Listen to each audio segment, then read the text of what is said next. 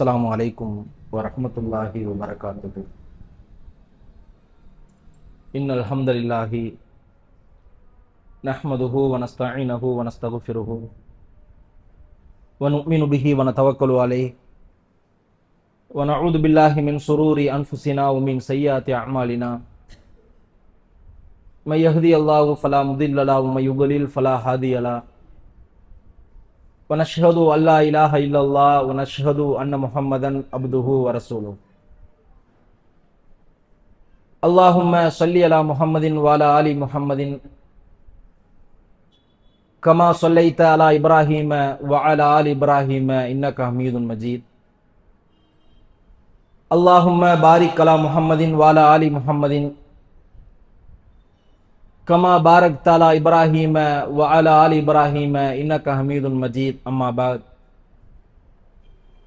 فقد قال الله تعالى في محكم تنزيله العظيم والفرقان المجيد: أعوذ بالله من الشيطان الرجيم بسم الله الرحمن الرحيم. وقال أيضا: يا أيها الذين آمنوا اتقوا الله حق تقاته ولا تموتن إلا وأنتم مسلمون. يا أيها الناس اتقوا ربكم الذي خلقكم من نفس واحدة وخلق منها زوجها وبث منهما رجالا كثيرا ونساء واتقوا الله الذي تساءلون به والأرحام إن الله كان عليكم رقيبا. وقال نبينا صلى الله عليه وسلم: كل بدعة ضلالة وكل ضلالة في النار. أو كما كان نبينا صلى الله عليه وسلم. அளவற்ற அருளாளனும் நிகரில்லாத பேரன்புடையோனுமாகிய எல்லாம் வல்ல ஏக இறைவன் அல்லாஹ் என்கிற அந்த திருப்பெயரை போற்றியவனாகவும் புகழ்ந்தவனாகவும், அவனுடைய சாந்தியும் சமாதானமும் இந்த உலகத்திற்கோர் அருட்கொடையாம் நம் உயிரை விட மேலானவர் கண்மணி நபிகள் நாயகம் ஸல்லல்லாஹு அலைஹி வஸல்லம் அவர்களின் மீதும், அவர்களின் சொல் செயல் அங்கீகாரங்களை தங்களின் வாழ்க்கை நெறியாக மாற்றி அமைத்து கொண்ட உத்தம சத்திய சஹாபா பெருமக்கள் மீதும் சஹாபிய பெண்மணிகள் மீதும், குறிப்பாக சூரியன் உதிக்கக்கூடிய நாட்களிலேயே சிறப்பான நாளாக இருக்கிற ஜும்மாவுடைய தினத்தில் இறைவனால் நம் மீது விதியாக்கப்பட்டிருக்கிற வாராந்திர கடமையான ஜும்ஆ என்ற சிறப்பான வணக்கத்தை நிறைவேற்ற வேண்டும் என்ற நல்ல நோக்கத்தில் அல்லாஹுவினுடைய அருளும் பரக்கத்தும் நிறைந்த அவனுடைய ஆலயத்தில் குறித்த நேரத்திலே வந்து அமர்ந்திருக்கிற நம் அனைவரின் மீதும் அந்த ஏக இறைவனின் சாந்தியும் சமாதானமும் என்றென்றும் நின்று நிலவட்டுமாக என்கிற பிரார்த்தனையோடு என்னுடைய இந்த ஜும்மா உரையை நான் ஆரம்பம் செய்கிறேன். கண்ணியத்திற்குரிய எல்லாம் வல்ல அல்லாஹுவின் நல்லடியார்களே, பெரியோர்களே, தாய்மார்களே, சகோதர சகோதரிகளே, நாம் வாழ்ந்து கொண்டிருக்கிற இந்த உலகத்திலே அல்லாஹு ரப்புல் ஆலமீன் ஏராளமான படைப்பினங்களை, பல உயிரினங்களை, கணக்கில் அடங்காத ஜீவராசிகளை அல்லாஹு ரப்புல் ஆலமீன் படைத்து எல்லா உயிரினங்களையும் அல்லாஹு ரப்புல் ஆலமீன் சரியான பக்குவத்தோடு பராமரித்துக் கொண்டிருக்கிறான். அப்படி இறைவனால் ஏராளமான படைப்பினங்கள், உயிரினங்கள் படைக்கப்பட்டிருந்தாலும் அல்லாஹு ரப்புல் ஆலமீன் தன்னுடைய அருள்மறையான திருமறை குர்ஆன் வசனத்திலே சொல்கிற பொழுது, வலக்கது கர்ரம்னா பனி ஆதம், என்னால் படைக்கப்பட்ட படைப்பினங்களிலேயே ஆகச் சிறந்த படைப்பாக, சிறப்பிற்குரிய படைப்பாக இந்த மனித சமுதாயத்தை அல்லாஹ் படைத்திருக்கிறான். அப்படி மனித சமுதாயத்தை அல்லாஹ் ரப்புல் ஆலமீன் படைத்த இறைவன் தன்னுடைய திருமறை குர்ஆனிலே சொல்கிற பொழுது, இந்த மனித சமூகத்தை நான் பலகீனமான சமுதாயமாக, அவன் தன்னுடைய வாழ்க்கையிலே குற்றம் செய்யக்கூடிய, பாவம் செய்யக்கூடிய, தவறு செய்யக்கூடியவர்களாகத்தான் அல்லாஹ் மனிதர்களை படைத்திருக்கிறான். அன்னலம் பெருமகனார் நபிகள் நாயகம் ஸல்லல்லாஹு அலைஹி வஸல்லம் அவர்கள் சொன்னார்கள், குல்லு பனி ஆதம யுஹ்திஉ பில்லைலி வன்னஹார், ஆதமுடைய மக்கள் இரவிலும் பகலிலும் தவறு செய்யக்கூடியவர்களாக இருக்கிறார்கள், குற்றம் செய்யக்கூடியவர்களாக இருக்கிறார்கள், பாவமான காரியத்திலே ஈடுபடக்கூடியவர்களாகத்தான் இருக்கிறார்கள் என்று நபிகள் நாயகம் ஸல்லல்லாஹு அலைஹி வஸல்லம் அவர்கள் சொல்கிறார்கள். அப்படி என்றால் இந்த உலகத்திலே யாராவது நான் பாவமே செய்தது கிடையாது, நான் எந்த குற்றமும் செய்யவில்லை என்று யாரேனும் சொல்வார்கள் என்றால் அவர்கள் நிச்சயம் பொய்தான் சொல்கிறார்கள். ஏனென்றால் இந்த உலகத்திலே இறைவனால் மனிதன் என்ற அந்த உயிரினம் படைக்கப்பட்டிருந்தால் நிச்சயமாக அறிந்தோ அறியாமலோ, அவர்களுக்கு தெரிந்தோ தெரியாமலோ அவர்களுடைய வாழ்க்கையிலே சிறிதோ பெரிதோ நிச்சயம் குற்றம் செய்யக்கூடியவர்களாக, பாவம் செய்யக்கூடியவர்களாகத்தான் அல்லாஹ் மனிதர்களை படைத்திருக்கிறான். இதிலே நபிமார்கள் கூட விதிவிலக்கு அல்ல. ஏனென்று சொன்னால் நபிமார்களே அவர்கள் இறைவனிடத்திலே சிறு பிழைகள் செய்தவர்களாக, சின்னஞ்சிறு தவறுகளை செய்து அல்லாஹ்விடத்திலே பாவ மன்னிப்பு கேட்டிருக்கிறார்கள். நபி யூனுஸ் அலைஹிஸ்ஸலாத்து வஸ்ஸலாம் அவர்களை பற்றி அல்லாஹ் திருமறை குர்ஆனிலே சொல்கிறான். யூனுஸ் நபி இறைவனிடத்திலே ஒரு பிரார்த்தனை செய்தார். லா இலாஹ இல்லா அன்த சுப்ஹானக இன்னி குன்து மினல் ஸாலிமீன். வணக்கத்திற்கு தகுதியானவன் இறைவா நீதான், நீ தூய்மையானவன், நான் அநியாயம் செய்யக்கூடியவர்களாக ஒருவனாக ஆகிவிட்டேன், நான் அநியாயம் செஞ்சுட்டேன் அப்படின்னு சொல்லி யூனுஸ் அலைஹிஸ்ஸலாத்து வஸ்ஸலாம் அவர்கள் இறைவனிடத்திலே செய்த பிரார்த்தனையை அல்லாஹ் தன்னுடைய திருமறை குர்ஆனில் சொல்லி காட்டுகின்றார்.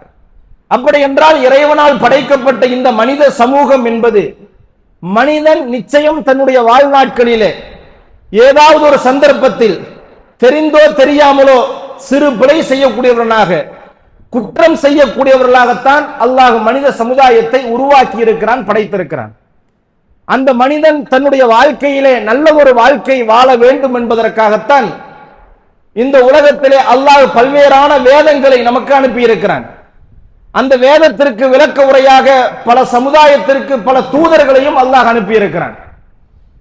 அப்படி என்றால் ஒன்றை நாம் புரிந்து கொள்ள வேண்டும், இந்த உலகத்திலே மனிதனாக பிறந்த எல்லோரும் நிச்சயம் தன்னுடைய வாழ்க்கையிலே தவறு செய்யக்கூடியவர்களாக, குற்றம் செய்யக்கூடியவர்களாகத்தான் இருக்கிறார். ஒருத்தர் தப்பு செஞ்சுட்டாரு அப்படிங்கிற செய்தி வந்த உடனே இவரை நான் இப்படி நினைக்கவே இல்லையே, இவரா இப்படி செஞ்சாரு அப்படி நம்ம பேச வேண்டியது இல்லை. ஏனென்றால் அவர் மனிதர். மனிதர் என்றால் நிச்சயம் அவர் தவறு செய்திருப்பார், நிச்சயம் குற்ற காரியத்திலே ஈடுபடக்கூடியவர்களாகத்தான் இருப்பார் என்பதை முதலில் நாம் புரிந்து கொள்ள வேண்டும். இது இஸ்லாம் சொல்லித்தர அடிப்படை செய்தி. இப்ப இப்படியான இந்த நேரத்தில் ஒரு மனிதன் செய்யக்கூடிய தவறு நம்முடைய காதிலே வருகிறது, ஒரு மனிதன் செய்யக்கூடிய குற்றம் நம்முடைய பார்வைக்கு வருகிறது, நம்முடைய சிந்தனைக்கு வருகிறது என்றால் இந்த நேரத்தில் இதை நாம் எப்படி கையாள வேண்டும், இதை நாம் எப்படி எதிர்கொள்ள வேண்டும் என்பதை மிகச் சிறப்பாக இந்த இஸ்லாம் நமக்கு கற்றுத்தருகிறது.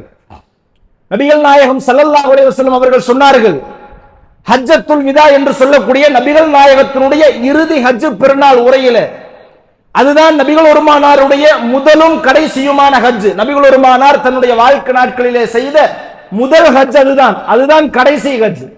அந்த நேரத்திலே அல்லாஹ்வுடைய தூதர் மக்களை பார்த்து சொன்னார்கள், மக்களே, அடுத்த வருடம் நான் உயிரோடு இருப்பேனா இருக்க மாட்டேனா என்று எனக்கு தெரியாது. அப்படி என்றால் கிட்டத்தட்ட நபிகள் பெருமானாருக்கு இறைவன் புறத்திலே இருந்து வஹி வந்து விட்டது, நீங்கள் மரணத்தினுடைய நெருக்கத்திலே இருக்கிறீர்கள், அடுத்த வருஷம் நீ இருக்க மாட்ட, இந்த மக்கள் மன்றத்திலே பிரச்சாரம் செய்ய முடியாது, மக்கள் மன்றத்திலே உங்களுடைய பேச்சு இருக்காது என்பதை அல்லாஹ் ரப்பல் ஆலமீனுடைய தூதர் சூசகமாக சொல்கிறார். வரலாற்று ஆசிரியர்கள் சொல்கிறார்கள், அந்த ஹஜ்ஜத்துல் விதா என்று சொல்லக்கூடிய அந்த ஹஜ் பெருநாள் உரை நபிகள் நாயகம் ஸல்லல்லாஹு அலைஹி வஸல்லம் அவர்களுடைய மரண சாசனம் என்று சொல்கிறார்கள். இந்த சமுதாயத்திற்கு சொல்லப்பட வேண்டிய செய்தியை தன்னுடைய வாழ்நாட்களினுடைய இறுதி கட்டத்தை இருந்த அல்லாஹ்வுடைய தூதர் இந்த சமூகத்திற்கு என்ன மிக முக்கியமான செய்தியை சொல்ல வேண்டுமோ, இந்த சமுதாயம்க்கு எது மிக மிக தேவையுள்ள செய்தியாக இருக்குமோ அதை அந்த நேரத்தில் எடுத்து சொல்கிறார்கள். அப்படி நபிகள் பெருமானார் அதிலே கிட்டத்தட்ட அந்த உரை வடிவிலான அதை நீங்கள் படித்து பார்க்க நினைத்தால் ஒரு 20-25 நிமிடத்திலே அதை நீங்கள் படித்து முடித்து விடலாம். அப்படி என்றால் ஒரு அரை மணி நேரம் அந்த மக்களிடத்திலே உரை நிகழ்த்தி இருக்கிறார். ஒரு 30 நிமிடம் மரண சாசனத்தை நபிகள் பெருமானார் முன்மொழிந்திருக்கிறார். அப்படிப்பட்ட அல்லாஹ்வுடைய தூதர் அந்த கூடியிருந்த மக்களை பார்த்து சொன்னார்கள், மக்களே, இன்றைக்கு இருக்கக்கூடிய இந்த மாதம் துல்ஹஜ் மாதம் இது எப்படி புனிதமானதோ, நாம் இருக்கக்கூடிய இந்த மக்கமா நகரம் எப்படி புனிதமானதோ, அது போன்று ஒரு முஸ்லிமினுடைய ஒரு மூமியினுடைய மானம் புனிதமானது என்று சொன்னார்கள். இப்ப எந்த அளவிற்கு ஒரு மூமியினுடைய மானம் மிக முக்கியமானது புரியுதா? காபத்துல்லாவை விட புனிதமானது, மக்கமா நகரத்தை விட புனிதமானது, துல்ஹஜ் மாதத்தினை விட புனிதமானது ஒரு மூமியினுடைய மானம் என்று சொன்னால், ஒரு முஸ்லிமினுடைய மானம் என்று சொன்னால், அந்த மானத்தினுடைய விஷயத்திலே நாம் எவ்வளவு கண்ணும் கருத்துமாக இருக்க வேண்டும். ஏன் நபிகள் பெருமானார் ஹஜ்ஜத்துல் விதாவிலே அதை சொல்கிறார்கள்? மிக முக்கியமான தருணம், இந்த சமுதாயத்திற்கு எது மிக மிக தேவையான செய்தியோ அதை அல்லாஹ்வுடைய தூதர் அந்த நேரத்தில் எடுத்து சொன்னார்கள். அப்படி சொல்கிற பொழுது ஒரு முஸ்லிமினுடைய மானம் என்பது காபத்துல்லாவை விட சிறந்தது என்று நபிகள் பெருமானார் சொன்னார்கள். அதே போன்று அல்லாஹ்வுடைய தூதர் சொன்னார்கள், அல் முஸ்லிம் மன் சலிமல் முஸ்லிமூன பில்லிசானிஹி வ யதிஹி. எந்த முஸ்லிம் இன்னொரு முஸ்லிமுக்கு கரத்தாலோ நாவினாலோ தொந்தரவு செய்யவில்லையோ அவர்தான் உண்மையான முஸ்லிம் என்று சொன்னார்கள். ஒருத்தர் முஸ்லிம் என்று சொன்னால் அவர் கரத்தால் தன்னுடைய பேச்சால் இன்னொரு முஸ்லிமுக்கு நோவினை தர மாட்டார், இன்னொரு முஸ்லிமை சங்கடப்படுத்த மாட்டார் என்று அல்லாஹ்வுடைய தூதர் சொன்னார்கள். இப்போ ஒரு முஸ்லிமை பற்றி அல்லது வேறு ஏதாவது ஒரு மனிதரை பற்றிய அவர் செய்த ஒரு குற்றத்தை பற்றி அல்லது அவர் செய்த தீமையை பற்றி பாவத்தை பற்றி நமக்கு ஏதாவது தகவல் வரும் என்றால் நாம் அவருக்காக துவா செய்யணும். இந்த மாதிரியான ஒரு முசீபத்திலிருந்து அவர் வெளியே வரட்டும் அப்படின்னு கடந்து போகணுமே தவிர அதை துருவி துருவி ஆராய்ந்து அதில் அவர் என்ன தவறு செய்தார் அப்படின்னு சொல்லி அதை மக்கள் மன்றத்திலே 5ஆக 6ஆக எடுத்து சொல்லக்கூடிய வேலையை ஒரு காலத்திலேயும் ஒரு முஸ்லீமும் செய்துவிடக் கூடாது. அல்லாஹ் ரப்புல் ஆலமீன் தன்னுடைய திருமறை குர்ஆனிலே சொல்கிறான், வைலுல்லி குல்லி ஹுமஸத்தின் லுமஸா. புறம்பேசி குறை கூறி புறம்பேசி திரியும் ஒவ்வொருவருக்கும் கேடுதான் என்று சொல்கிறான். ஒருவரை பற்றிய தகவல் நமக்கு வரும் என்றால் அதிலே உண்மை தன்மை இருக்கிறதா, அதிலே உண்மையிலும் அவர் தவறு செய்திருக்கிறாரா, அல்லது அப்படியே அவர் தவறு செய்திருந்தாலும் அதிலே இருந்து அவர் எப்படி வெளியே வர வேண்டும், இப்படியான சங்கடமான சூழலிலே இருந்து அவர் வர வேண்டும் என்று நாம் துவா செய்ய வேண்டுமே தவிர அதிலேயே நாம் அதிகமாக கவனம் செலுத்தி அப்படியான ஒரு வீடியோக்கள் வருகிற பொழுது அதை ஷேர் செய்வது, அதிலே கமெண்ட் போடுவது, அதை லைக் போடுவது என்பது ஆக மட்டமான ஒரு காரியம். இஸ்லாம் மிக மிக எதிர்க்கக்கூடிய, இஸ்லாம் வெறுக்கக்கூடிய ஒரு காரியம் இன்னொரு முஸ்லிமினுடைய அந்த வாழ்க்கையிலே நாம தலையிடுறது. அதிலேயும் ஆக பெரும் கேடு இந்த பேஸ்புக். இன்றைக்கு நம்முடைய கரத்தில் இருக்கிற இந்த பேஸ்புக் இருக்கிறது, அது ஆக பெரும் ஒரு சில்ற, அது நம்முடைய கரத்தில் இன்றைக்கு இருக்கிறது. இணைய பேஸ்புக் மொபைலை கண்டுபிடித்தவர் சொல்லக்கூடிய தகவலை பாருங்கள். இந்த உலகத்திலே எந்த தொழில்நுட்பத்தை கண்டுபிடித்தவரும் பெருமைப்பட்டு சொல்வார், மாறுதட்டு சொல்வார், இதை நான் தான் கண்டுபிடித்தேன், ஒட்டுமொத்த உலகமும் இதை பயன்படுத்தி கொண்டிருக்கிறது என்றால் இதற்கு காரணம் நான் தான் என்று எல்லா கண்டுபிடிப்பை கண்டுபிடித்த உரிமையாளரும் மாறுதட்டி சொல்லுவார், பெருமைப்பட சொல்லுவார். விமானத்தை கண்டுபிடித்தவரும் அப்படித்தான், கப்பலை கண்டுபிடித்தவரும் அப்படித்தான். ஆனால் இந்த மொபைலை கண்டுபிடித்தவர் சொல்கிறார், என்னுடைய வாழ்க்கையிலே நான் மொபைலை கண்டுபிடித்தது ஆக பெரும் ஒரு குற்றமாக நினைக்கிறேன். சொல்வது யார்? மொபைலை கண்டுபிடித்தவர். இந்த மனித சமூகம் தன்னுடைய வாழ்நாட்களினுடைய 16 மணி நேரம் 18 மணி நேரம் இந்த மொபைலை பயன்படுத்துகிறார்கள். அந்த மொபைலிலேயே அவர்கள் ஈடுபட்டு கொண்டிருக்கிறார்கள். அதிலே வரக்கூடியது நல்லதா கெட்டதா எதுவுமே தெரியாமல் அதிலே மூழ்கி கொண்டிருக்கிறார்கள். இதை ஏன் நான் கண்டுபிடித்தேன் என்று என்னை நானே திட்டிக் கொள்கிறேன் என்று மொபைலை கண்டுபிடித்தவர் சொல்கிறார் என்றால் இந்த மனித சமூகம் அதிலே மூழ்கி போயிருப்பதை பார்க்கிறோம். ஒரு வீடியோ வருகிறது, ஒருவர் குற்றம் செய்திருக்கிறார், தவறு செய்திருக்கிறார் என்ற தகவல் வரும் என்றால் அது கடந்து போகணும். அதுல லைக் போட்டுக்கிட்டு, அதுல கமெண்ட் போட்டுட்டு, அதை ஷேர் பண்ணிட்டு இதுல என்ன சுகம் இருக்கிறது? இதுல நமக்கு என்ன பயன்? இதைத்தான் இஸ்லாம் சொல்லித் தருகிறதா? ஒருவர் பாதிக்கப்பட்டிருப்பார் என்று சொன்னால் பாதிக்கப்பட்டவர் என்ன வேண்டுமானாலும் கேட்கலாம், அதற்கு உரிமை இருக்கிறது. இந்த மார்க்கம் அவருக்கு அனுமதி வழங்கி இருக்கிறது. ஆனாலும் நமக்கு என்ன பஞ்சாயத்து? இதுல ஒருத்தர் பொருளாதார ரீதியான பிரச்சனை, அவரு காசை ஏமாத்துட்டாரோ ஏமாத்துறோ நமக்கு தெரியல, ஒருவேளை ஏமாத்துறவராக இருக்கட்டும், அதனால நமக்கு என்ன பிரச்சனை? நம்ம தொழில் ஏதாவது பிரச்சனையா, அல்லது நம்முடைய பொருளாதாரத்துக்கு ஏதாவது பிரச்சனையா? அதுல போய் கமாண்ட் போட்டுட்டு அதுல போய் ஷேர் பண்ணிட்டு அவருடைய மானம் அதில் பறிபோகவில்லையா? அவர் எப்படி அடுத்த தடவை ரோட்ல வருவாரு யோசிக்க வேணாமா? இன்றைக்கு சர்வ சாதாரணமாக இதுவும் நம்முடைய சமுதாயம், முஸ்லிம் சமுதாயம் தான் இதில் அதிகமாக மூழ்கி போயிருக்கிறார்கள். ஒரு விதமான இந்த வார்த்தை சொல்வதற்கு சங்கடமா தான் இருக்கிறது, ஒரு அரிப்பு மாதிரி.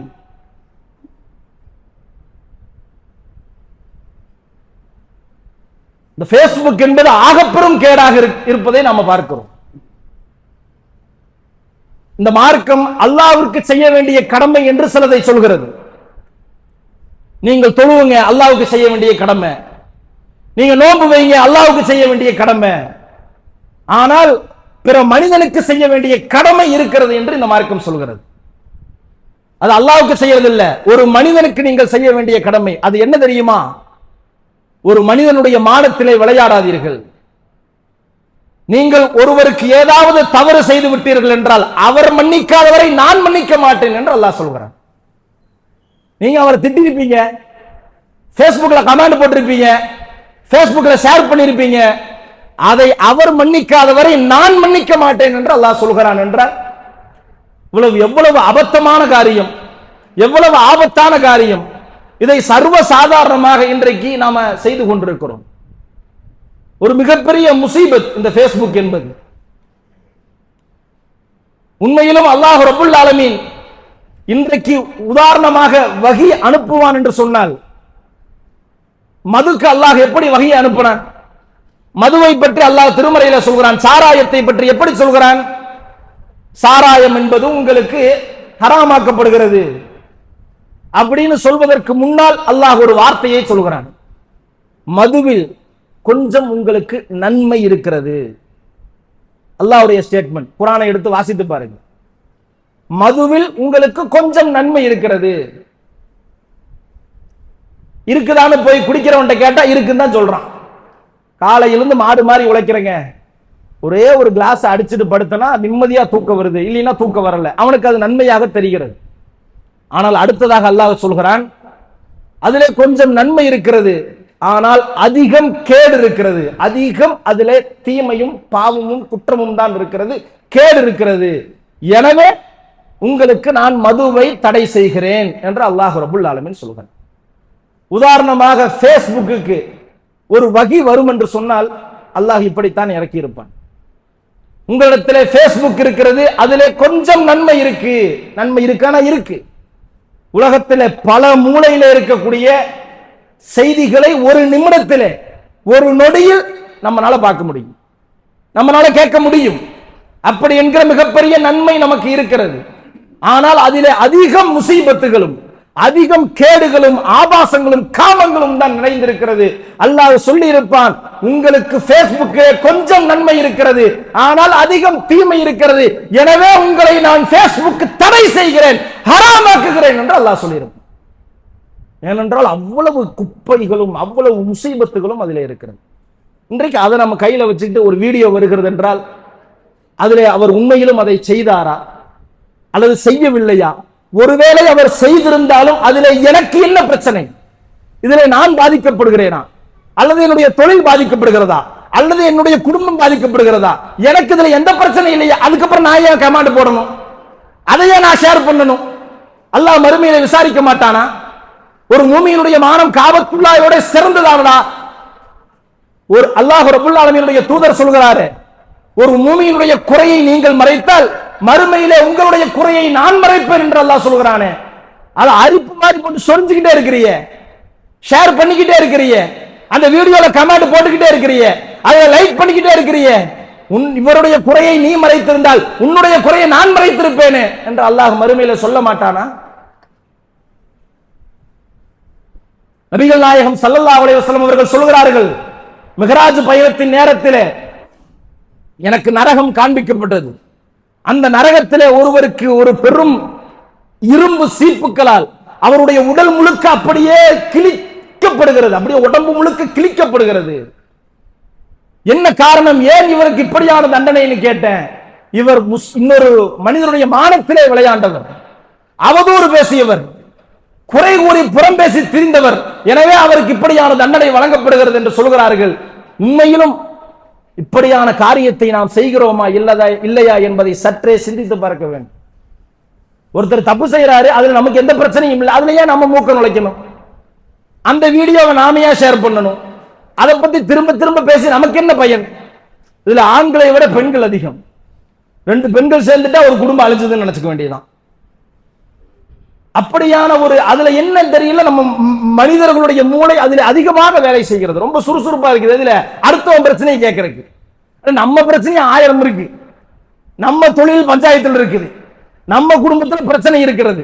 அதையெல்லாம் விட்டுட்டு அடுத்தவனை பத்தி சிந்திக்கிறது, அடுத்தவர்களை பற்றி பேசுவது, அடுத்தவன் என்ன செய்யறான்னு பார்க்கிறதே நம்ம வேலையா இருக்கிறது. இப்படியான ஒரு காரியம், இப்படியான ஒரு செயல் நம்முடைய வாழ்க்கையில இருக்கும் என்றால், இந்த உலகத்துல பல நன்மையை செய்யத்தான் செய்யறோம். தொழுகிறோம், நோன்பு வைக்கிறோம், ஹஜ்ஜுக்கு போறோம், எல்லாம் செய்யறோம். ஆனால் இந்த மாதிரியான இந்த அவதூறு சொல்லக்கூடியது, அல்லது அடுத்தவர்களுடைய குறையை பேசுவது, அல்லது அடுத்தவர்களுடைய மானத்திலே விளையாடக்கூடிய ஒரு செயல் நம்மிடத்தில் இருக்கும் என்றால், நபிகள் நாயகம் ஸல்லல்லாஹு அலைஹி வஸல்லம் அவர்கள் சொல்வார்கள், மறுமை நாளிலே ஒரு மனிதன் வருவான், நிறைய நன்மைகளை சம்பாதித்துக் கொண்டு. அவன்கிட்ட பார்த்தீங்கன்னா அவ்வளவு நன்மை இருக்கும். நாம நினைச்சிருப்போம் போல பெரிய ஆளு போல் இருக்கு, இவ்வளவு நன்மையை செஞ்சுட்டு வந்திருக்கிறான் அப்படின்னு நினைச்சிட்டீங்க, நீங்க வருவீங்க. ஆனால் அவர் அடுத்தவருடைய மானத்திலே விளையாண்டிருப்பார். அடுத்தவருடைய வீடியோவை அவர் என்ன செஞ்சிருப்பாரு, தேவையில்லாம இவருக்கு அதுக்கு சம்பந்தமே இல்லை, இவரு போய் கமெண்ட் போட்டிருப்பார், இவரு போய் அதை ஷேர் செஞ்சிருப்பாரு, அடுத்தவங்களுக்கு இதை அனுப்பி இருப்பாரு. அல்லாஹ் சொல்லுவான், ஒரு மூமியினுடைய மானத்துல விளையாண்டி இல்ல, நீ செஞ்ச நன்மையெல்லாம் அவருக்கு கொடுத்துரு. இப்படியே எல்லா நன்மையையும் இழந்து மறுபடியும் ஒருத்தர் வருவார், இறைவா இவர் என்னுடைய மானத்தில் விளையாண்டிருக்கிறார், என்னை பற்றி உலகத்தில் அவதூறு பேசினார், என்னை பற்றி இவர் குறை சொல்லிக் கொண்டிருந்தார், நன்மை இல்லை. அப்ப அல்லாஹ் செய்வானாம், அவரிடத்தில் இருக்கக்கூடிய தீமையை தூக்கி இந்த ஆள் முதுகுல வை. நன்மையை சம்பாதித்து மூட்டை மூட்டையாக நன்மையை சம்பாதித்தவர் கடைசியிலே அவர் நன்மை எல்லாம் இழந்து தீமையை மூட்டையை அதிகமாக சுமந்து நரகத்திற்கு செல்லக்கூடியவர்களாக ஆகிவிடுவார்கள். அப்படி ஒரு துர்பாக்கியமான நிலை நமக்கு வந்துடக்கூடாது. ஒரு பிரச்சனை நடக்கிறது என்றால் அதுல நமக்கு என்ன, இதுல நம்ம எந்த பாதிப்பு இல்லை, முடிந்தவரை அதை விட்டு விலகிடலாம். இல்லை என்றால் அவருக்காக அல்லாஹ்விடத்திலே துஆ செய்யலாம், அவருடைய மன நெருக்கடிக்காக துஆ செய்யலாம். இப்படியான ஒரு சிரமத்தில் இருக்கிறார், ரப்பே இவருக்கு உன்னுடைய அருளை கொடு, அழகிய பொறுமையை கொடு, இதுல இருந்து அவர் வெளியே வருவதற்கு, அவர் செய்த பாவத்தை நீ மன்னிச்சிருன்னு சொல்லி அல்லாஹ்ட்ட நாம துஆ செய்யணும். இதுதான் ஒரு முஸ்லிமுடைய கடமை. ஆனால் இன்றைக்கு அதை விட்டு விட்டு அடுத்தவர்களுடைய குறையை துருவி துருவி ஆராய்வதும், அதை பற்றி அவதூறு பேசுவதும், அதை அவரை பற்றி அவருடைய மானத்தோடு விளையாடுவதுமாகத்தான் இன்றைக்கு நம்முடைய சமுதாயத்தினுடைய மிகப்பெரிய சாபக்கேடாக இருக்கிறது. இப்படியான ஒரு செயல் நம்மள்கிட்ட இருக்குதான்னு கேட்டா எல்லாருமே இல்லைன்னு தான் சொல்லுவோம். இதுல என்ன பெரிய பிரச்சனைனா, நான் அவதூறு தான் பேசுறேன், நான் அடுத்தவங்களை பத்தி தான் பேசுறேங்கிறத முதல்ல நாம புரியும். ஆனா யாருமே அதை புரியறது இல்லை. நான் அடுத்தவங்களை பத்தி பேசுறதே இல்லையேங்க அப்படின்னு போற போக்குல சொல்லிட்டு போயிடுவோம். ஆனால் நம்முடைய வாழ்க்கையில் மனிதர்களுடைய மூளை நம்முடைய வாழ்க்கையை விட அடுத்தவர்களுடைய வாழ்க்கைக்கு தான் ரொம்ப சுறுசுறுப்பா வேலை செய்யும். இப்ப இதை கடந்து வர்றது சாதாரண வேலை இல்லை. இன்னைக்கு சொன்ன உடனே நாளைக்கெல்லாம் திருந்திட முடியாது, திருந்த மாட்டோம். ரொம்ப கவனத்தோடு, அதான் நபிகள் பெருமானார் சொன்னார்கள், பேசினால் நல்லதை பேசுங்கள், இல்லை என்றால் மௌனமா இருந்துரு. நீ தேவையில்லாத பேசுறதுக்கு பொதுவாக உங்ககிட்ட வாயிலிருந்து வரக்கூடிய வார்த்தை நல்லதா இருந்தா பேசியிருப்பா, இல்லைன்னா சும்மா இரு அப்படிங்கிறாங்க. நபிகள் பெருமானார் சொன்னார்கள், 2 தாடைகளுக்கு மத்தியில் உள்ளதையும் 2 தொடைகளுக்கு மத்தியில் உள்ளதையும் யார் ரொம்ப கவனமா பார்த்துக்கிட்டாரோ அவர் என் கூட சொர்க்கத்தில் இருப்பாங்க. ரசூலுல்லாஹ் என் கூட சொர்க்கத்தில் இருப்பாங்கன்னு ஒரு செயலை சொல்றாருன்னா சாதாரண விஷயம் இல்லை, ரொம்ப சிக்கலான ரொம்ப சிரமமான விஷயம். இப்ப இதுல நாம கொஞ்சம் அப்படி முன்னாடி வந்துருங்க, பின்னாடி நிற்கிற சவர் உட்கார்ந்துட்டோம், இப்படி கொஞ்சம் முன்னாடி வந்துருங்க. வந்தவர்கள் சுருக்குமா 2 ரக்காத் சுன்னத் தொழுதுக்குங்க. நபிகள் நாயகம் ஸல்லல்லாஹு அலைஹி வஸல்லம் அவர்கள் சொல்லுகிறார்கள் என்றால் அவ்வளவு முக்கியத்துவம் நிறைந்த விஷயமாக இருக்கிறது. இப்ப முதலிலே நாம் புரிந்து கொள்ள வேண்டும், நமக்கு சம்பந்தம் இல்லாத ஒரு செய்தி நமக்கு வரும் என்றால், ஒரு வீடியோ நமக்கு வரும் என்றால் அதை கடந்து போங்க. இல்லை என்றால் ஒருபடி மேல போய் அனுப்பினவரை கூப்பிட்டு சத்தம் போடு, இதுல உனக்கு என்னடா பிரச்சனை, அடுத்தவங்களுடைய வீடியோ எதுக்கு எனக்கு அனுப்புற, இதுல உனக்கு என்ன அப்படின்னு சத்தம் போட்டு விடுங்க. இல்லை என்றால் கடந்து விடுங்கள். அதுல போய் மூக்க நுழைச்சு அதுல தேவையில்லாம சிந்தனையை போட்டு அதுல இவர் செஞ்சிருப்பாரோ, இப்படி செஞ்சாரோ, அப்படி செஞ்சாரோன்னு சொல்லி எந்த விதமான செயல்பாடுகளையும் ஈடுபடாமல், நபிகள் பெருமானார் சொன்னார்களே, ஒரு முஸ்லிமினுடைய மானம் என்பது காபத்துல்லாவை விட சிறந்தது. அப்படியான ஒரு முஸ்லிமுக்கு நபிகள் பெருமானார் சொன்னார்கள், அல் முஸ்லிம் அகுல் முஸ்லிம், ஒரு முஸ்லிம் இன்னொரு முஸ்லிமுக்கு சகோதரன் என்றார்கள். ஒரு மூமின் இன்னொரு மூமினுக்கு சகோதரன் என்றார்கள். இப்ப என் கூட பிறந்த ஒருத்தன் தப்பு செஞ்சிருந்தா அவனை இப்படித்தான் பேசுவோமா? என் கூட பிறந்த என்னுடைய அண்ணன் தம்பி ஏதாவது ஒரு தவறு செய்தால், ஏதாவது ஒரு குற்றம் செய்திருப்பான் என்றால், பொருளாதார ரீதியில ஏதாவது ஒரு பிரச்சனை என்றால், இதை இப்படித்தான் நாம் அனுபவமா? இப்ப என் கூட பிறந்தவனுக்கு ஒரு நியாயம், அடுத்தவருக்கு ஒரு நியாயம்னா இப்படித்தான் மார்க்கம் சொல்கிறதா? இப்ப இந்த மாதிரியான இந்த குறை பேசக்கூடிய, அவதூறு பேசக்கூடிய, அடுத்தவருடைய மானத்திலே விளையாடக்கூடிய இந்த காரியத்திலே கண்ணும் கருத்துமாக இருந்து அப்படியான காரியத்திலே ஈடுபடாமல் இந்த உலகத்திலேயும் மறு உலகத்திலேயும் வெற்றி பெறக்கூடிய நல்ல மக்களாக வல்ல அல்லாஹ் நம் அனைவரையும் ஆக்கி அருள் புரிய வேண்டும் என்று கேட்டு என்னுடைய முதல் உரையை முடிக்கிறேன். அல்ஹம்துலில்லாஹி ரப்பில் ஆலமீன்.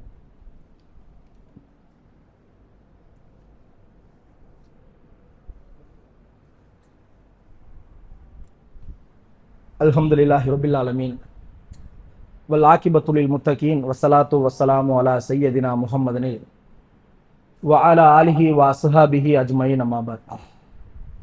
கண்ணியத்திற்குரிய எல்லாம் வல்ல அல்லாஹ்வின் நல்லடியார்களே, பெரியோர்களே, தாய்மார்களே, சகோதர சகோதரிகளே, அல்லாஹ் ரப்புல் ஆலமீன் தன்னுடைய அருள்மறையான திருமறை குர்ஆன் வசனத்திலே சொல்கிறான், ஹல் யஸ்தவல்லதீன யஅலமூன வல்லதீன லா யஅலமூன். கல்வி அறிவு பெற்றவர்களும் கல்வி அறிவு பெறாதவர்களும் சமமாக மாட்டார்கள். படித்தவன் தான், படிக்காதவன் தான் அப்படிங்கிற கருத்துப்பட அல்லாஹ் ரப்புல் ஆலமீன் தன்னுடைய திருமறை குர்ஆனிலே சொல்லி காட்டுகின்றார். இப்ப இந்த இஸ்லாமிய மார்க்கத்தை பொறுத்தவரை இந்த கல்விக்கு அவ்வளவு முக்கியத்துவம் கொடுக்கிறது. கல்வியை பற்றி அல்லாஹ் ரப்புல் ஆலமீனும் நபிகள் நாயகம் ஸல்லல்லாஹு அலைஹி வஸல்லம் அவர்களும் ஏராளமான செய்திகளை, தகவல்களை நமக்கு எடுத்து சொல்கிறார்கள். அப்படிப்பட்ட கல்விக்கு அவ்வளவு முக்கியத்துவம் இருக்கும் என்றால், அந்த கல்வியை சொல்லிக் கொடுக்கக்கூடிய ஒரு கல்வி நிலையம் அமைப்பது என்பது சாதாரண காரியம் இல்லை.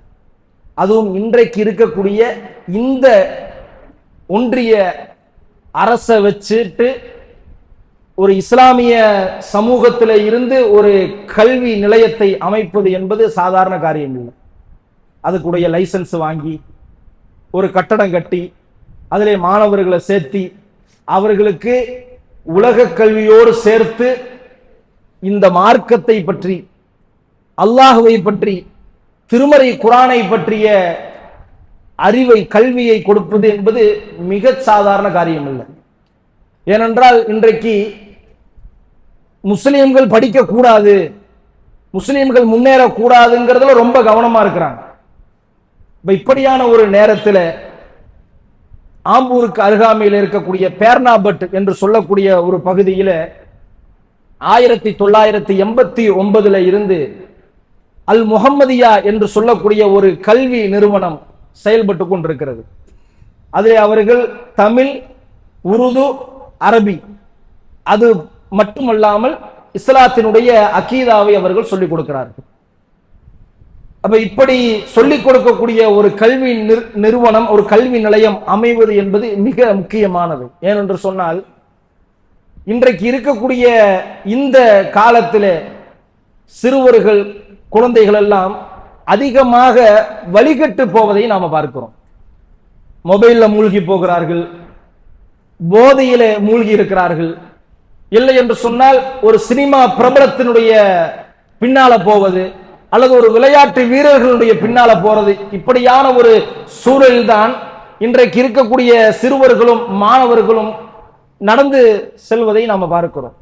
இப்ப இந்த நேரத்தில் அப்படியானவர்களை இந்த மார்க்க அடிப்படையில் இஸ்லாமிய மாணவன், இஸ்லாமிய சிறுவன் எப்படி வளருவானோ, உருவாகுவானோ, அப்படியான ஒரு கல்வியை கொடுக்கக்கூடிய ஒரு நிலையத்தை அவர்கள் 1989 நடத்தி கொண்டிருக்கிறார்கள்.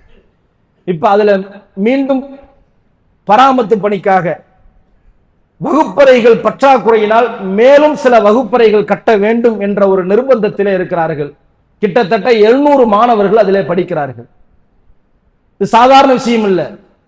ஏனென்றால் இன்றைக்கு இந்த கவர்மெண்ட்டை வச்சுக்கிட்டு இப்படியான ஒரு ஸ்கூலை ரன் பண்றது என்பது மிகப்பெரிய ஒரு காரியத்தை அவர்கள் அல்லாஹ்வினுடைய அருளோடு செய்து கொண்டிருக்கிறார்கள். இப்ப இந்த பணிக்கு கிட்டத்தட்ட ஒரு 20 லட்சத்திற்கும் மேலாக பொருளாதாரம் தேவைப்படுகிறது.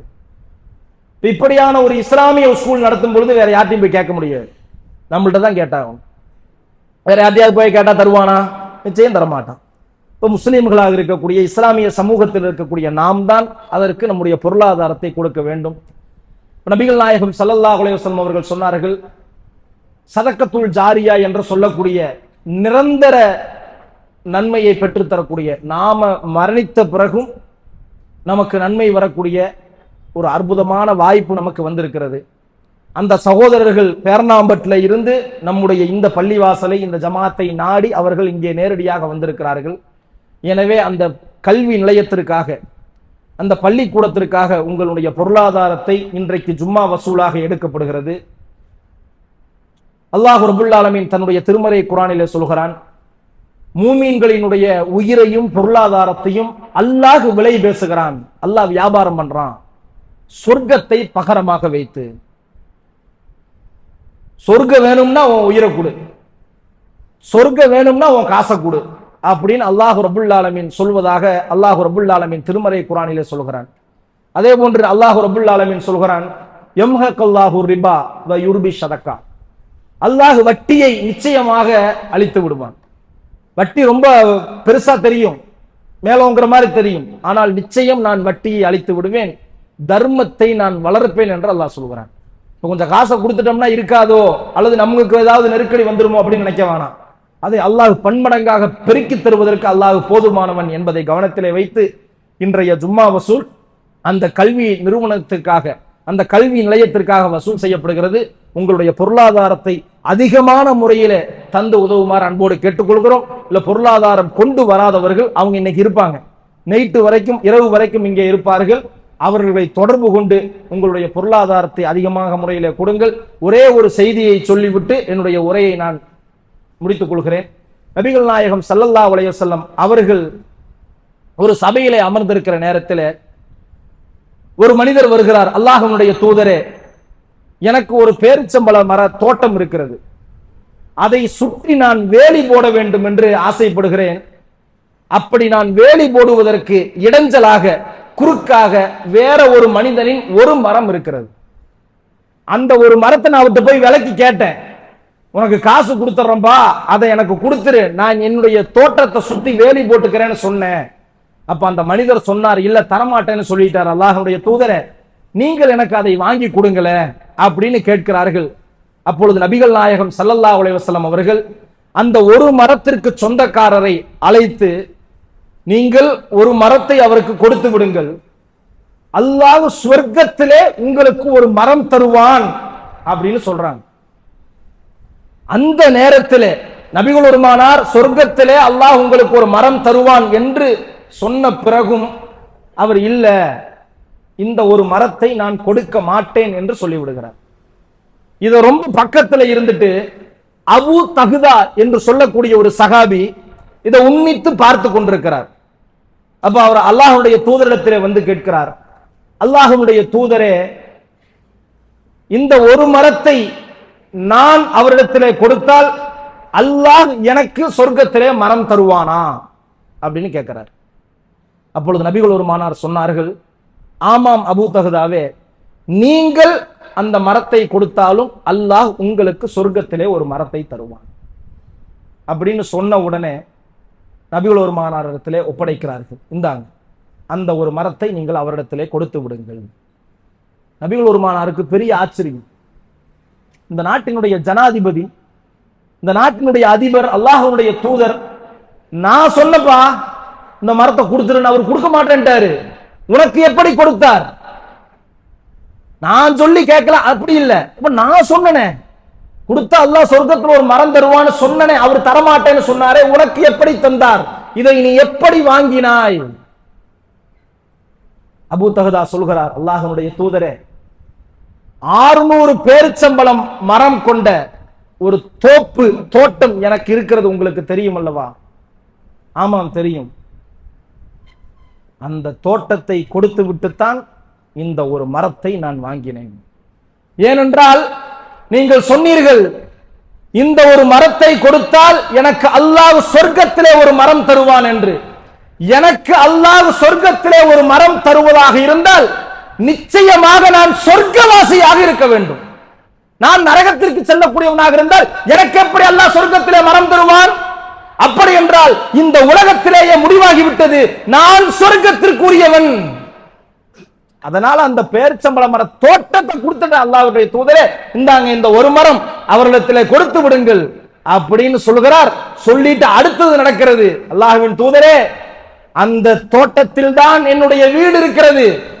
நான் வீட்டை காலி பண்ணி கொடுக்கணும், நான் வீட்டை காலி பண்ணி கொடுக்க வேண்டும். நான் அனுமதி வாங்கிட்டு போய் வெளியே நின்று விட்டு தன்னுடைய மனைவி அழைக்கிறார், உம்மு தஹ்தாவே வெளியே வாங்க.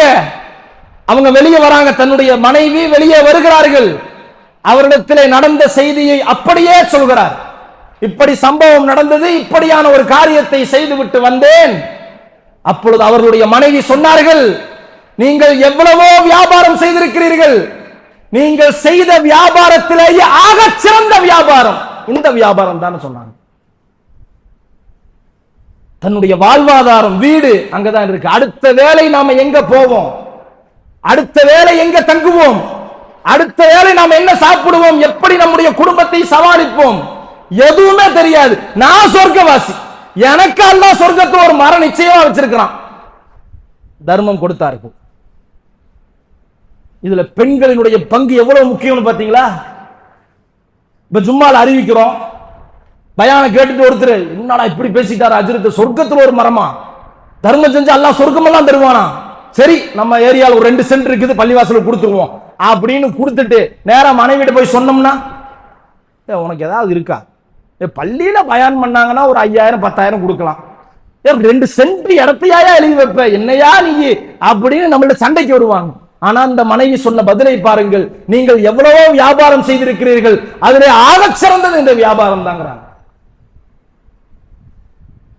இந்த பள்ளிக்கூடத்திற்காக, இந்த கல்வி நிறுவனத்திற்காக நீங்கள் செய்யக்கூடிய ஒவ்வொரு தர்மத்திற்கும் நிச்சயம் அல்லாஹ் சொர்க்கத்திலே உங்களுக்காக ஒரு பெரும் நன்மையை அல்லாஹ் மறுமை நாளிலே வைத்திருக்கிறான். இதன் மூலம் சொர்க்கம் செல்லக்கூடிய நல்ல மக்களாக வல்ல அல்லாஹ் நம் அனைவரையும் ஆக்கி அருள் புரிய வேண்டும் என்று கேட்டு என்னுடைய ஜும்மா உரையை நிறைவு செய்கிறேன். வாஹிரு தஅவானா அனில் ஹம்துலில்லாஹி ரப்பில் ஆலமீன். அஸ்ஸலாமு அலைக்கும் வரஹ்மத்துல்லாஹி வபரகாத்துஹு.